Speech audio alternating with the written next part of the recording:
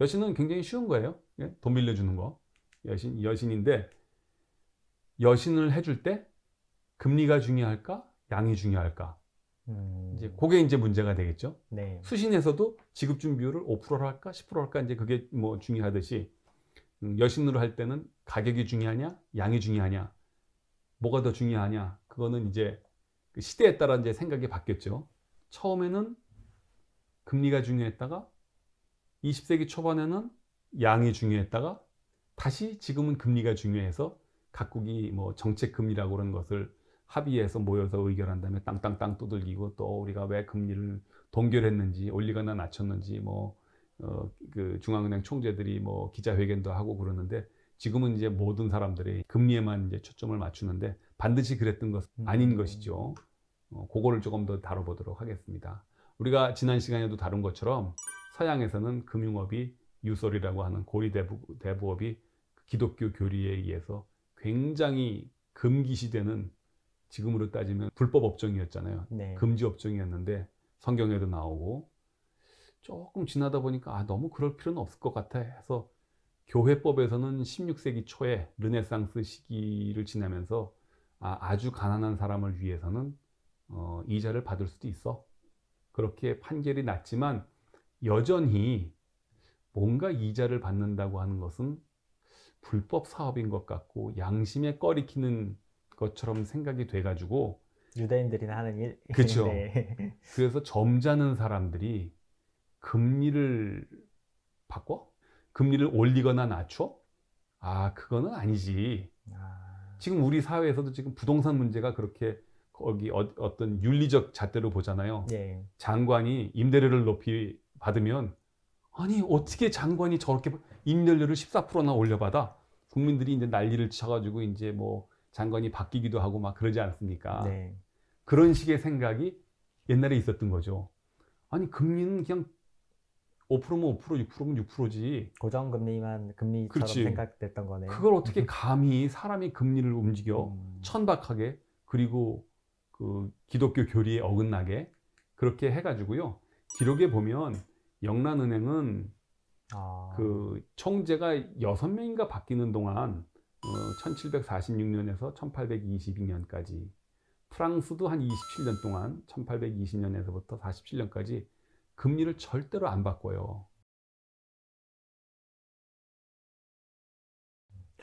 저 연 5%, 4% 이걸 보니까 그 셰익스피어의 베니스의 상인이 그렇죠. 얼마나 악독한 사람이었는지 갑자기 확 느껴지는데요. 그때 8% 받았던가요? 뭐 잘 모르겠는데. 뭐 저도 예. 수치로서 정확히 기억이 안 예. 나는데 네, 뭐 수십 프로 되지 않았을까 싶은데 엄청난 일이었군요. 그 베니스의 상인 네. 기억하는지 모르겠는데 샤일록한테 안토니오가 왜 돈을 빌리러 가는지 압니까?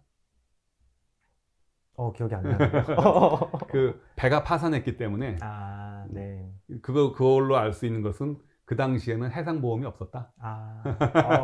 그렇죠? 네, 해상보험이 없어가지고 배가 파산을 하면 그냥 폐가 망신하는 거죠. 로이드 뭐 이런 게 없었던 그렇죠.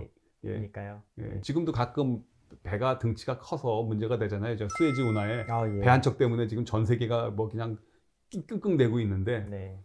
그 많은 짐을 싣고 가는 배가 파산을 하면 그냥 해상보험도 없었기 때문에 쫄딱 망하는 건데 그 보험 얘기는 다음에 이제 다시 다루도록 하고 네. 중앙은행들이 금리를 웬만하면 안 바꿨어요. 그런데 지금은 0.25%씩 올리거나 낮추고 난 다음에 뭐 대단한 일이나 한 것처럼 기자회견도 하고 뭐 의견도 발표하고 하잖아요. 옛날 사람들의 시각으로 지금을 보면 우리 후손들이 미쳤구나 미쳤어 할 거예요. 금리 정책이라고 그러는 것이 언제는 금기 사항이었다가 지금은 가장 대표적인 정책 수단이 된 것이죠. 그죠? 로스차일드 가문이 영국을 향해서 그 금리 갖고 뭐 이렇게 어렵게 생각하냐.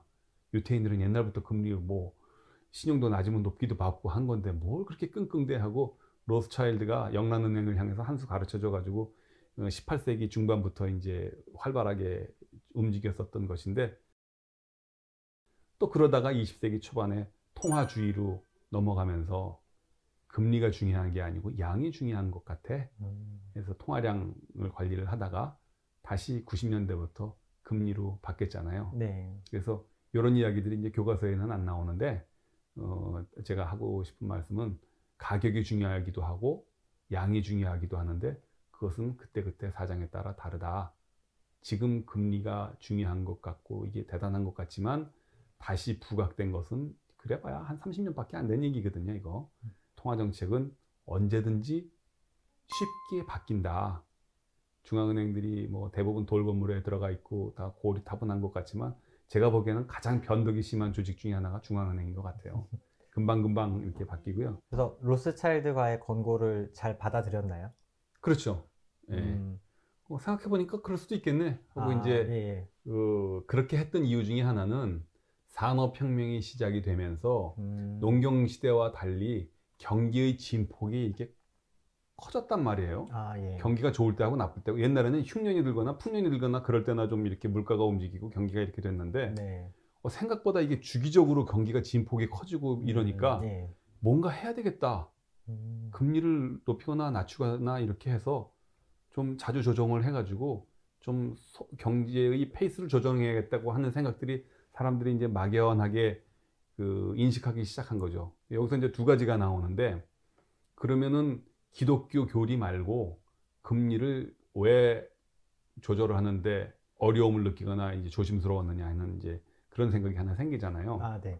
예, 그 이유 중에 하나는 첫 번째 이제 기독교 교리인 게 있고 네. 두 번째는 경제 이론이 발달하지 않아서 조심스러운 게 있는데 두 번째를 좀 더 먼저 설명을 하자면 금리를 올리거나 낮추면 예금이 늘어나거나 대출이 늘어나거나 뭐 이렇게 되잖아요. 네. 그러면 대출이 늘어나고서 경기가 좋아지고 그러면 수입이 늘어나고 뭐 이렇게 네. 돼서 중앙은행이 그때는 민간은행이었죠. 예. 작은 은행이 한 작은 결정이 경제 전체를 들썩날썩하니까 이게 이거 이런 거 해도 되는 거야? 하고 겁이 나가지고 나비 효과가 무서웠다. 나비 효과가 무서운 거고 네. 그래서 그럼 금리 조절을 안 하면 뭘로 했겠어요? 경기가 좋아지거나 나빠지거나 할 때 통화량 조절을 통화량 조절하고 애매하게 네. 가격도 아니고 수량 조절도 아닌 네. 신용 정책이라는 것을 이제 그때는 신용 정책이라는 말도 없었지. 예. 예, 신용 정책 오늘날로 보면 이제 신용 정책에 해당하는 것을 폈는데 뭐냐 하면 대출 자격을 예. 정하는 거죠.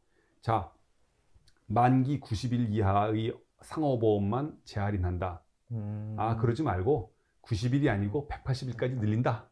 365일까지 늘린다. 그게 일종의 그러면 완화 정책인 그렇죠. 거네요. 기간이 늘어나니까. 뭔지 그렇게 하면 컨트롤러블 해 보이잖아요. 그렇죠? 가격을 움직이면 전체가 다 들썩날썩하니까 불안한데 뭔가 이제 대출 조건을 움직이는 것 그것을 신용 정책이라고 하죠. 크레딧 폴리시. 네. 한국은행법에도 통화 신용 정책이란 말을 쓴 이유가 통화 정책 퀀티티만 정하는 게 있고 신용 정책 그 조건 퀄리터티브한 걸 조정하는 게 있는데 그래서 양을 조절하기도 하고 가격을 조절하기도 하고 대출 조건을 조정하기도 하는 그 삼박자를 갖고 지난 400년 동안 한 400년 동안 중앙은행이 이렇게 패션을 바꿔가면서 지금까지 이제 내려왔다고 할 수 있겠죠. 일단 공개시장 조작이란 말을 쓰는 나라가요.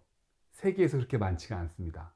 영국, 일본 거기는 그냥 채권의 매매, 중국도 채권의 매매 네. 이렇게 되어 있고요. 한국, 필리핀, 미국, 유럽 중앙은행은 미 연준의 영향을 받아가지고 공개시장 조작이란 말을 쓰는데요. 네.